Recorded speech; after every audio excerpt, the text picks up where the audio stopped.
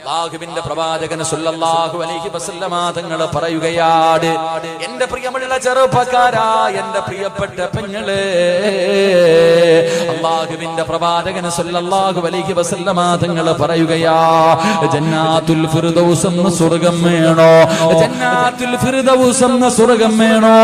അല്ലാഹുവിന്റെ പ്രവാചകൻ പറയുന്നു, സഹാബാ ദൂ റഹ്മിൻ ഗഫൂർ.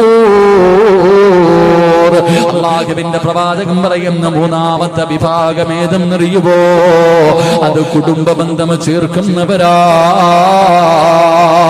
തന്റെ ഉപ്പാനെയും ഉമ്മാനെയും സ്നേഹിക്കുന്ന മക്കളാ, മാതാപിതാക്കളെ സ്നേഹിക്കുന്ന മക്കളാണ്, അവരെ ബഹുമാനിക്കുന്ന മക്കളാണ്, അവരെ ആദരിക്കുന്ന മക്കളാണ്, അവർക്ക് നൽകേണ്ട പരിഗണന നൽകുന്ന മക്കളാണെന്ന് അല്ലാഹുവിന്റെ റസൂൽ പഠിപ്പിക്കുമ്പോ, എന്റെ പ്രിയമുള്ളവരെ, മാതാപിതാക്കളോട് സ്നേഹമുള്ള എത്ര മക്കളാ ഉള്ളത്?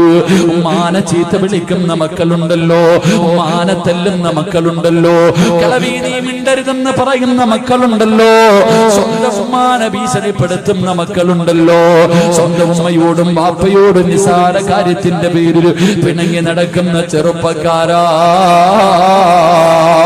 എങ്ങനെ കഴിയുന്നു മോനെ?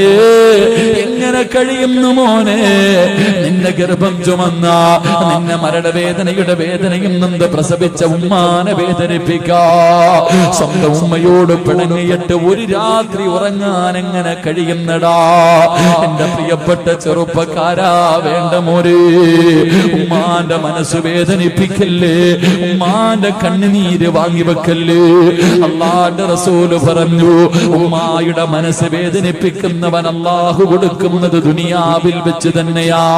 ഉമ്മാന്റെ മനസ്സ് വേദനിപ്പിക്കുന്ന മക്കള്, ആ മക്കൾക്ക് അല്ലാഹു ശിക്ഷ കൊടുക്കുന്നത് ദുനിയാവിൽ വെച്ച് തന്നെ കൊടുക്കുമെന്ന് അഷ്റഫുൽ ഖൽഖ് നബി മുഹമ്മദ് മുസ്തഫ.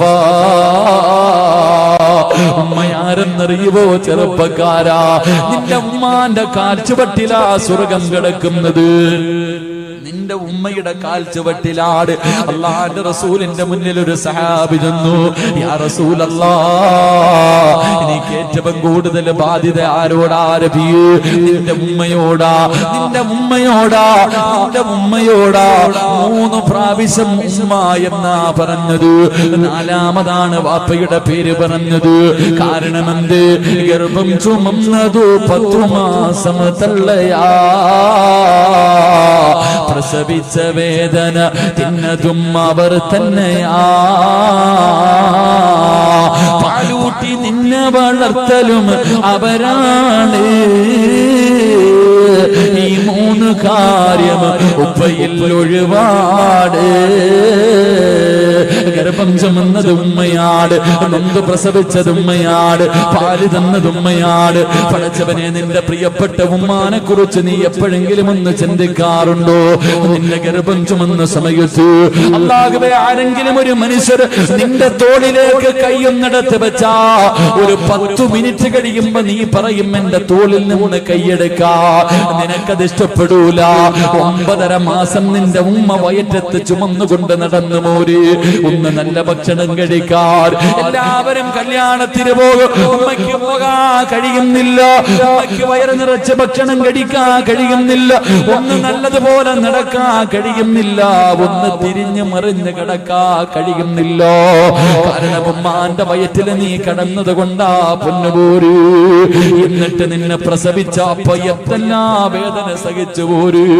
നിന്റെ ഉമ്മ എത്ര കരഞ്ഞിട്ടുണ്ടാകും, പ്രസവിക്കുന്ന സമയത്ത് നിന്റെ ഉമ്മ എത്ര വിളിച്ചു കൂവിയിട്ടുണ്ടാകും. ചെറുപ്പക്കാരാ, ആ മരണവേദന സഹിച്ചത് നിന്റെ ഉമ്മയാ മോനെ. പട്ടിണിയാണെങ്കിലും എഴുന്നേക്കാൻ വയ്യാതെ കിടക്കുമ്പോഴും നീ ഒന്ന് കരഞ്ഞാൽ ഓടി വന്ന് കോരിയെടുത്തത് നിന്റെ ഉമ്മയാ മോനെ. നിന്റെ മൂത്രവും കാഷ്ടവും എല്ലാം വാരിയതവരല്ലേ. ഇന്ന് നീ കൊട്ടാരം പോലെ ഒരു വീട് വെച്ചപ്പോ നിന്റെ ഉമ്മ അതിനകത്തൊന്ന് കാർക്കിച്ച് തുപ്പിയാ നിനക്ക് കഴിയില്ലല്ലോ. നിനക്ക് പണം കിട്ടിയപ്പോ, നിനക്കൊരു നല്ല പെണ്ണിനെ കിട്ടിയപ്പോ, ആ ഉമ്മയുടെ ദുആ കൊണ്ട് റബ്ബ് നിനക്കൊരു അനുഗ്രഹം തന്നപ്പോ നിന്റെ ഉമ്മ നിനക്ക് അധികം പറ്റായല്ലോടാ മനുഷ്യ, എങ്ങനെ കഴിയുന്നടാ?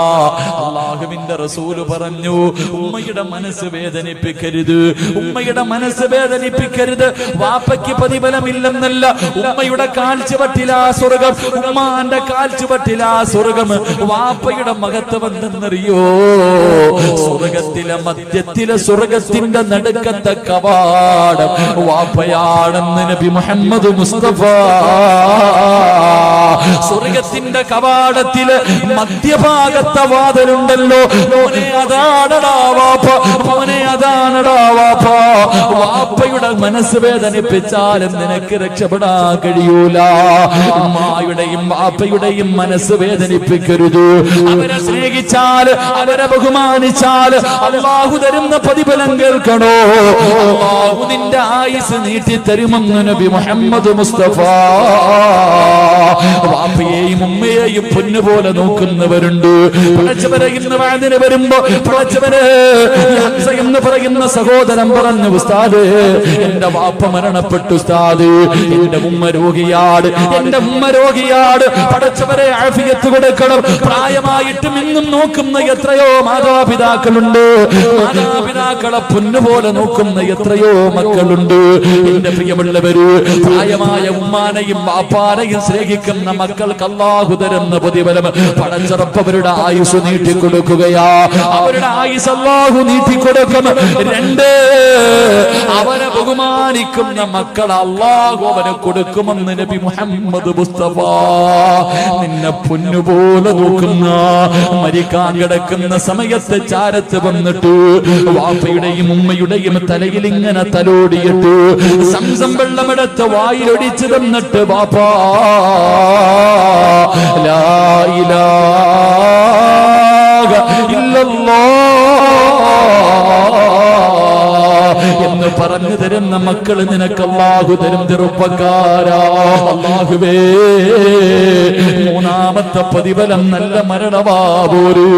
ഉമ്മയുടെ പൊരുത്തം കിട്ടിയാ, നിനക്ക് ജന്മം തന്ന വാപ്പയുടെ പൊരുത്തം നേടിയാ അല്ലാഹു നിനക്ക് തരുന്ന മൂന്നാമത്തെ പ്രതിഫലം നല്ല മരണവാ. നാലാമത്തെ പ്രതിഫലം കേൾക്കണോ? പടച്ചറപ്പേ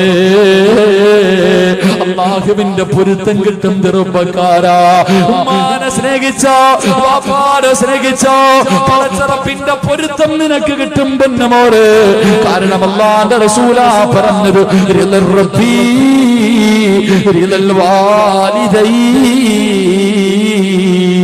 അല്ലാഹുവിന്റെ തൃപ്തി നിന്റെ ഉമ്മയിലാ, അല്ലാഹുവിന്റെ തൃപ്തി നിന്റെ ഉമ്മയുടെ തൃപ്തിയിലാ. അതുകൊണ്ട് എന്റെ പ്രിയപ്പെട്ടവരോട് മഹാനായ നബി മുഹമ്മദ് മുസ്തഫ സല്ലല്ലാഹു അലൈഹി വസല്ലമ തങ്ങള് പടച്ചവനെ സ്വർഗത്തിലൂടെ നടന്നു പോകുമ്പോ സ്വർഗത്തിന്റെ മധ്യഭാഗത്ത് കൊട്ടാരത്തിനകത്തിരുന്ന് ആരോ ഖുർആൻ ഓതുകയാണ്. ഒരു മനോഹരമായ ശബ്ദം, ഒരു മനോഹരമായ ശബ്ദം. ആരോ ഖുർആൻ ഓതുന്നത് അല്ലാഹുവിന്റെ റസൂല് കേൾക്കുകയാ. ആ ഖുർആൻ ഓതുന്നത് കേൾക്കാ സ്വർഗത്തിലെ ജനങ്ങൾ മുഴുവനും ഇങ്ങനെ കാതോർത്തിരിക്കുകയാണ്. സ്വർഗത്തിലിരുന്ന് ഖുർആൻ ഓതുകയാണ്. മുഅ്മിനീങ്ങളായ പെണ്ണുങ്ങൾ, സ്വർഗവാസികൾ മുഴുവനും ആ ചെറുപ്പക്കാരൻ ഖുർആൻ ഓതുന്നത് ഇങ്ങനെ കേട്ടുകൊണ്ടിരിക്കുകയാണ്. മനോഹരമായ ശബ്ദമാ. അല്ലാഹുവിന്റെ റസൂല് ചോദിച്ചു, ആരാ ഈ ശബ്ദം? എനിക്ക് നല്ല പരിചയമുണ്ട്, ഈ ശബ്ദം എനിക്ക് നല്ല പരിചയമുണ്ട്. ആരാ? ആ സമയത്ത് മലക്ക് പറഞ്ഞു കൊടുത്തു, നബിയേ ഹാരിസ് ഇബ്നു നുഅ്മാൻ, ഹാരിസ് ഇബ്നു നുഅ്മാൻ. എന്റെ പ്രിയപ്പെട്ടവരെ, ഉപ്പാനെ സ്നേഹിച്ച, ഉമ്മാനെ സ്നേഹിച്ച, അല്ലാഹുവേ ഛേ എന്ന വാക്ക് പോലും ഉമ്മയോട് പറയാത്ത മക്കള് വീടിനകത്ത് ലക്ഷം കണക്കിന് കോടികൾ കൊടുത്ത് കെട്ടിയ വീടിനകത്ത് ഉമ്മ കിടന്ന് മലമൂത്ര വിസർജനം നടത്തിയാൽ, അല്ലാഹുവേ ഉമ്മ കാർക്കിച്ച് തുപ്പിയാൽ, ഉമ്മാച്ചേ ഇത് ശരിയായില്ലെന്ന് പോലും പറയാത്ത മക്കൾക്ക് ഉമ്മ എന്ത് ചെയ്താൽ ഓടിച്ചെന്നിട്ട് അല്ലാഹുവേ ഉമ്മ നിന്റെ വീടിനകത്തൊന്ന് മൂത്രമൊഴിച്ചപ്പോ ആ പാവം അറിയാതെ വന്ന് കാഷ്ടിച്ചപ്പോ ഓർമ്മയില്ലാതെ നിന്റെ ഉമ്മയൊന്ന് തുപ്പിയപ്പോ നിനക്ക് സഹിച്ചില്ലല്ലോടാ. നിന്റെ വീട്ടിലല്ലേ തുപ്പിയത്, പക്ഷേ നീ എവിടെയാടാ? നിന്റെ ഉമ്മയുടെ മടിയിൽ കിടന്നല്ലേ നീ മലമൂത്ര വിസർജനം നടത്തിയത്. നിന്റെ ഉമ്മയുടെ കഴുത്തിലൂടെ നീ എത്രയോ പ്രാവശ്യം ഛർദിച്ചിട്ടുണ്ടടാ. ആ പാപം എന്തെങ്കിലും പറഞ്ഞിട്ടുണ്ടോ? മോനെ പോകട്ടടാ എന്ന് പറഞ്ഞു എവിടെയെങ്കിലും പോകാൻ ഇറങ്ങുന്ന സമയത്ത് ഉമ്മാന്റെ ശരീരത്തുകൂടെ എത്ര പ്രാവശ്യം നീ മലമൂത്ര വിസർജനം നടത്തി. ഇന്ന് നിന്റെ മക്കള് നിന്റെ ശരീരത്തൊന്നും മൂത്രമൊഴിച്ചാ പറ്റില്ലല്ലോ. ഞാനും കുട്ടികളെ എടുക്കുമ്പോ പറയും മൂത്രമൊഴിക്കോ.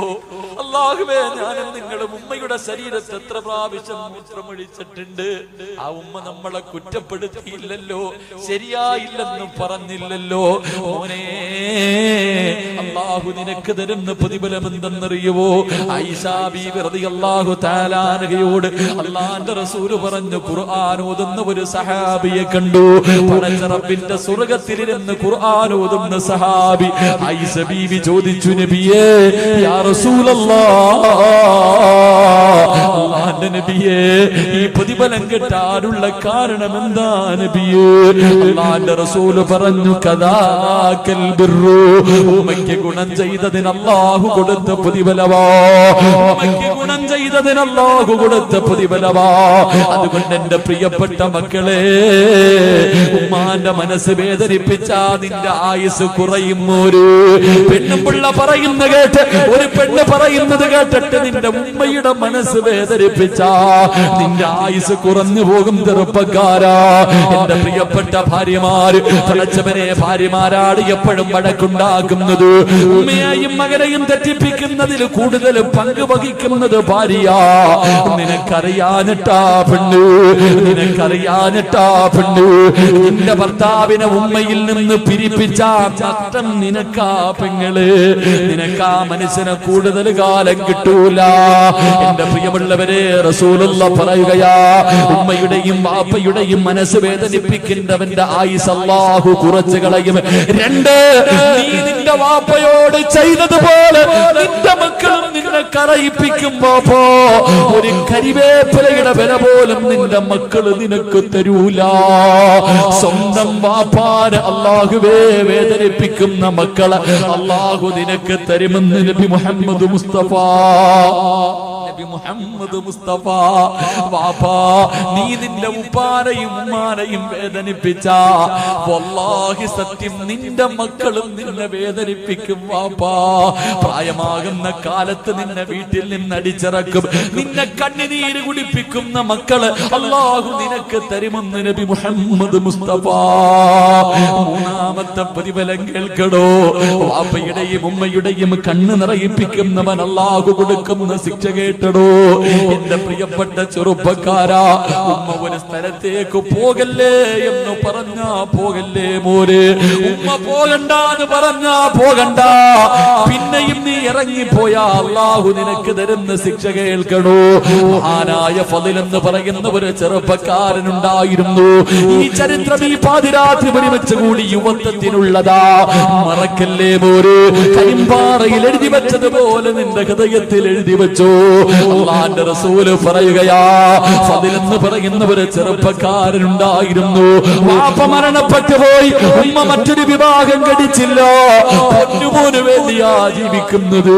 ഇന്നും അതുപോലെ എത്രയോ ഉമ്മമാരുണ്ട്. വിവാഹം കഴിക്കാൻ അവസരമുണ്ടായിട്ട് ഞാൻ പെണ്ണ് കെട്ടിയ എന്റെ മക്കൾ അയാൾ സ്നേഹിക്കത്തില്ലല്ലോ. പടച്ചവരെ, എന്നിട്ട് പോലും വിവാഹം കഴിക്കാതെ മക്കൾക്ക് വേണ്ടി ജീവിക്കുന്ന ഉമ്മമാര്.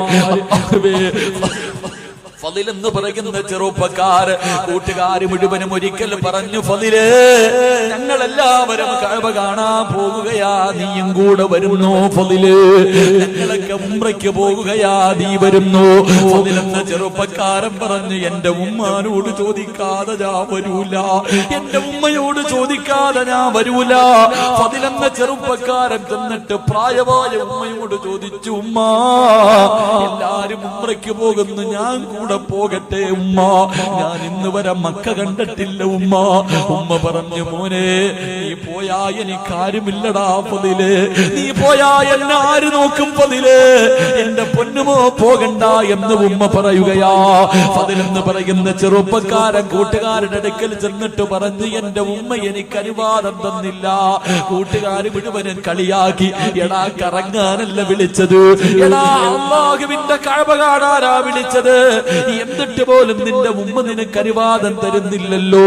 കൂട്ടുകാര് മുഴുവനും കളിയാക്കിയിട്ട് മക്കയിലേക്ക് പോകുകയാണ്. ഫദിൽ എന്ന് പറയുന്ന ചെറുപ്പക്കാർ വീണ്ടും ചെന്നിട്ട് ഉമ്മയോട് ചോദിച്ചു, ഉമ്മാ ഞാൻ പോകട്ടെ ഉമ്മ? വേണ്ടടാ പൊന്നുമോനെ. ആ ചെറുപ്പക്കാരന് വല്ലാത്ത ദേഷ്യം തോന്നി. ഉമ്മയുടെ അനുവാദത്തിന് കാത്തു നിന്നില്ല. പടച്ചവരെ, മക്ക എന്ന് പറയുന്ന പരിശുദ്ധമായ കഅബ കാണാ ഉമ്മയുടെ മനസ്സ് വേദനിപ്പിച്ചിട്ട് ഇറങ്ങി പോവുകയാ. ഉമ്മയുടെ മനസ്സ് വേദനിപ്പിച്ചിട്ട് ഇറങ്ങി പോവുകയാ.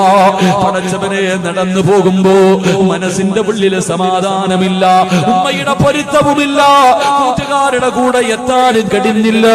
ഫദിലെന്ന് പറയുന്ന ചെറുപ്പക്കാർ മനസ്സിന് സമാധാനമില്ലാതെ നടന്നു പോകുമ്പോ അവിടെന്ന് ചിന്തിച്ചു, അല്ലാ ഒന്ന് പള്ളിയിൽ കയറി നിസ്കരിക്കാമല്ലോ, അല്ലാ നിസ്കരിച്ചാ മനസമാധാനം കിട്ടുമല്ലോ, നിസ്കരിച്ചാ മനസമാധാനം കിട്ടുമല്ലോ. ഫദിലെന്ന് പറയുന്ന ചെറുപ്പക്കാർ ഒന്നുമെടുത്ത് പള്ളിക്കകത്ത് കയറി നിസ്കരിച്ചു കൊണ്ടിരിക്കുമ്പോ നാട്ടുകാർ മുഴുവനും പള്ളിയിലേക്ക് ഓടുകയാണ്. നാട്ടുകാർ മുഴുവനും പള്ളിയിലേക്ക് ഓടി വരികയാ. കാരണം എന്തെന്നറിയുമോ? ആ നാട്ടില് വലിയ ഒരു കൊള്ള നടന്നു, ഒരു മോഷണം നടന്നു. മോഷ്ടിച്ചവൻ ഓടിയത് പള്ളിയുടെ ഭാഗത്തേക്കാണ്. കള്ളനെ പിടിക്കാൻ എല്ലാവരും ഓടി വരുമ്പോ ഫദിലെന്ന് പറയുന്ന ചെറുപ്പക്കാരൻ പള്ളിക്കകത്ത് നിൽക്കുകയാ. അവനാണ് കള്ളനെന്ന് കരുതിയിട്ട് നാട്ടുകാര് മുഴുവനും പിടിച്ചു കെട്ടുകയാണ്. നാട്ടുകാര് മുഴുവനും പിടിച്ചു കെട്ടുകയാണ്. എല്ലാവരും ഫദിലിനെ തല്ലുകയാ, എല്ലാവരും ഫദിലിനെ തല്ലുകയാ. പടച്ചവരെ, എന്നിട്ട് കൊടുത്ത ശിക്ഷ എന്തെന്നറിയോ? അവന്റെ രണ്ട് കൈയും വെട്ടിമുറിക്കുകയാ. ഇവനിനി ഒരിക്കലും മോഷണം നടത്തരുത്. രണ്ട് കൈയും വെട്ടിമുറിച്ചു, രണ്ട് കാലും വെട്ടിമുറിച്ചു. അവന്റെ രണ്ട് കണ്ണുകളും ചൂടുന്നിടക്കുകയാ.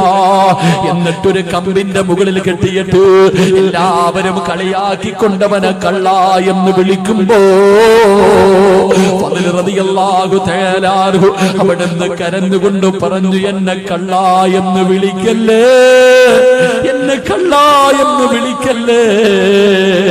എന്റെ ഉമ്മയുടെ മനസ്സ് വേദനിപ്പിച്ചതിന് അല്ലാഹു എനിക്ക് തന്ന ശിക്ഷയാ. എന്റെ ഉമ്മയുടെ കണ്ണ് നിറയിപ്പിച്ചതിന് പടച്ച റബ്ബ് എനിക്ക് തന്ന ശിക്ഷയാ. കയ്യും കാലും വെട്ടിമുറിച്ച് കണ്ണും ചൂടുന്നെടുത്തിട്ട് അല്ലാഹുവേ വഴിയിൽ കൊണ്ട് വലിച്ചെറിയുമ്പോ ഫദിലെന്ന് പറയുന്ന ചെറുപ്പക്കാരൻ കിടന്ന് യാചിക്കുകയാ. ആരെങ്കിലും എന്റെ ഉമ്മയുടെ മുന്നിൽ എന്നെ ഒന്ന് കൊണ്ടുപോകുമോ? എന്റെ ഉമ്മയുടെ കാലിൽ പിടിച്ച് പൊരുത്തം ചോദിക്കാരാ. എന്റെ ഉമ്മയോടൊന്ന് മരിക്കുന്നതിന് മുമ്പേ പൊരുത്തം ചോദിക്കാരാ. എന്റെ ദുനിയാവും പോയി എന്റെ ആഖിറവും കൂടെ നഷ്ടപ്പെടുത്തല്ലോ. തെരുവിൽ കിടന്ന് മരണത്തോട് മല്ലടിക്കുമ്പോ അല്ലാഹുവേ ഫദിലെന്ന ചെറുപ്പക്കാരൻ കിടന്ന് യാചിക്കുകയാണ്. ഏതോ വഴിയാത്രക്കാര് പറഞ്ഞ അടയാളം വെച്ചൊരു വീടിന്റെ മുന്നിൽ കൊണ്ടുവച്ചു, ഒരു വീടിന്റെ മുന്നിൽ കൊണ്ടുവച്ചു. അല്ലാഹുവേ, വാതില് തുറന്നൊരു പ്രായമുള്ള ഉമ്മ ഇറങ്ങി വന്നു. വാതില് തുറന്നൊരു പ്രായമുള്ള ഉമ്മ ഇറങ്ങി വന്നു. കൊണ്ടുപോയവർ ചോദിച്ചു, ഈ കിടക്കുന്ന പയ്യനെ അറിയുമോ? ഈ കിടക്കുന്ന മനുഷ്യനെ അറിയുമോ? ഉമ്മ നോക്കിയപ്പോ കൈയില്ല, കണ്ണില്ല, കാലില്ല, രക്തത്തിൽ കുളിച്ച് കിടന്ന് മരണത്തോട് മല്ലടിക്കുന്ന ഒരു ചെറുപ്പക്കാരൻ. ഉമ്മയ്ക്ക് മനസ്സിലായില്ല, തന്റെ പൊന്നാര മകനാണെന്ന് മനസ്സിലായില്ല. ഉമ്മ പറഞ്ഞു, എനിക്കറിയില്ല. ഉമ്മ പറഞ്ഞു, എനിക്കറിയില്ല. ഉമ്മയുടെ ശബ്ദമങ്ങ് കേൾക്കും ഫദിലെന്ന ചെറുപ്പക്കാരൻ വിളിക്കുന്നു, ഉമ്മ, ഞാനാ ഉമ്മ, നിങ്ങളുടെ മനസ്സ് വേദനിപ്പിച്ചിട്ട് അല്ലാഹുവിന്റെ കഅബ കാണാൻ പോയ ഫളില ഉമ്മ, എനിക്ക് അല്ലാഹു തന്ന ശിക്ഷയാ ഉമ്മ. തന്റെ പ്രിയപ്പെട്ട പൊന്നാര മകനെ എടുത്ത് മടിത്തട്ടിൽ പിടിച്ചിട്ട് അല്ലാഹുവേ ആ ഉമ്മ കരയുകയാ. എന്റെ പൊന്നുമോനി ഗതി വന്നല്ലോ, എന്റെ പൊന്നുമോനി ഗതി വന്നല്ലോ. എന്റെ പ്രിയപ്പെട്ടവരെ, ഈ ദുനിയാവിൽ വെച്ച് പടച്ചുറപ്പ് കൊടുത്ത ശിക്ഷയാ. സിനിമയ്ക്ക് പോയതല്ല, കറങ്ങാൻ പോയതല്ല, കളി കാണാൻ പോയതല്ല, പടച്ചുറപ്പിന്റെ കഅബ കാണാൻ ഉമ്മയുടെ പൊരുത്തമില്ലാതെ ഇറങ്ങിപ്പോയ മകൻ അല്ലാഹു കൊടുത്ത ശിക്ഷയാ. അല്ലാഹുവേ, ഞാനും നിങ്ങളും എത്രയോ പ്രാവശ്യം നമ്മുടെ ഉമ്മാനെ വേദനിപ്പിച്ചിട്ടുണ്ട്. എന്തൊക്കെയോ നമ്മൾ പറഞ്ഞു പോയിട്ടുണ്ട്, എന്തൊക്കെയോ നമ്മുടെ ഉമ്മാനെ നമ്മൾ പറഞ്ഞു പോയിട്ടുണ്ട്. പലപ്പോഴും ആ പാപത്തിന്റെ മനസ്സ് വേദനിപ്പിച്ചിട്ടുണ്ട്. അതുകൊണ്ട് ചെറുപ്പക്കാരാ, ഇന്ന് നിന്റെ ഉമ്മയുടെ ദിവസമാടാ. ജീവിച്ചിരിപ്പുണ്ടെങ്കിൽ ഇന്ന് വഴുതുകിടന്ന് വീട്ടിലേക്ക് കടന്നു ചെന്നിട്ട് ഉറങ്ങുന്നതിന് മുമ്പ് നിന്റെ പെറ്റുമ്മാന്റെ കാല് പിടിച്ചിട്ട് കരമോനെ, എനിക്ക് പൊരുത്തപ്പെട്ട് തരണേ, എനിക്ക് പൊരുത്തപ്പെട്ട് തരണേ, ഇല്ലെങ്കിൽ എനിക്കൊരിക്കലും രക്ഷപ്പെടാൻ കഴിയൂല. ഉമ്മയുടെ കാല് പിടിച്ചിട്ട് കവിളിൽ വെച്ച് ചവിട്ടടാ പോരെ, ഉമ്മാന്റെ കാലിന്റെ ചുവട്ടിൽ ചുംബിക്കടാ ചെറുപ്പക്കാരാ. അവിടെയാ മോനെ സ്വർഗം ഇരിക്കുന്നത്. എന്നിട്ട് വാപ്പയുടെ കയ്യിൽ പിടിച്ചിട്ട് പറയണം, വാപ്പാ നിങ്ങൾ സ്വർഗത്തിന്റെ മധ്യഭാഗത്തെ കവാടവാ. സ്വർഗത്തിന്റെ കവാടങ്ങളിൽ മധ്യഭാഗത്തെ കവാടം നിങ്ങളാ വാപ്പാ. നിങ്ങളുടെ മനസ്സ് വേദനിപ്പിച്ചാൽ എനിക്ക് സ്വർഗം പോയിട്ട്, സ്വർഗത്തിൽ കിടക്കുന്നത് പോയിട്ട് സ്വർഗമൊന്ന് കാണാൻ പോലും എനിക്ക് യോഗ്യതയില്ല വാപ്പാ. അതുകൊണ്ട് മാതാപിതാക്കളുടെ പൊരുത്തം വാങ്ങിയോ. ഇനി മരണപ്പെട്ടവനാണെങ്കിലും പള്ളിക്കാട്ടിലേക്ക് വെക്കോ. ഈ സദസ്സിലിരിക്കുന്നവരിൽ എത്രയോ പേര് വാപ്പ മരിച്ചവരുണ്ട്, ഉമ്മ മരിച്ചവരുണ്ട്. പക്ഷേ ഈ മരിച്ച വാപ്പാനെ ഇന്ന് വരെ നീ ഒന്ന് സ്വപ്നം കണ്ടിട്ടുണ്ടോ? എല്ലാവരും പറയും എന്റെ ഉപ്പ മരിച്ചു, ഉമ്മ മരിച്ചു, അവർക്ക് അല്ലാഹു നല്ല മരണം കൊടുത്തെന്ന് പറയുന്നവരാ. പക്ഷേ സ്വന്തം ഉപ്പാനെ സ്വപ്നം കാണാ യോഗമുണ്ടോ ചെറുപ്പക്കാരാ? വാപ്പാ, നിന്റെ ഉപ്പാനെ ഇന്ന് വരെ നീ കണ്ടിട്ടുണ്ടോ? നിന്റെ ഉമ്മാനെ ഇന്ന് വരെ നിനക്കൊന്ന് സ്വപ്നം കാണാ ഭാഗ്യം കിട്ടിയിട്ടുണ്ടോ? നിനക്കതിനുള്ള യോഗം കിട്ടൂല, നിനക്കതിന് കഴിയൂല. കാരണം നിന്റെ ഉമ്മാനെയും ഉപ്പാനെയും മരിച്ചതിന് ശേഷം പോലും വെറുതെ വിടാത്ത മകനാ. ജീവിച്ചിരുന്ന കാലത്തും സന്തോഷം കൊടുക്കില്ല, മരിച്ചാലും വെറുതെ വിടൂല. അല്ലാഹുവേ, കബറിനകത്ത് കിടന്ന് കണ്ണീരാ. നിന്റെ വാപ്പയുടെയും ഉമ്മയുടെയും ഇന്നത്തെ അവസ്ഥ എന്തെന്നറിയുവോ? കബറിനകത്ത് കിടന്ന് യാചിക്കുന്നു, അല്ലാ എനിക്കെന്റെ മക്കള് ദുആ ചെയ്യുന്നില്ല അല്ലാ.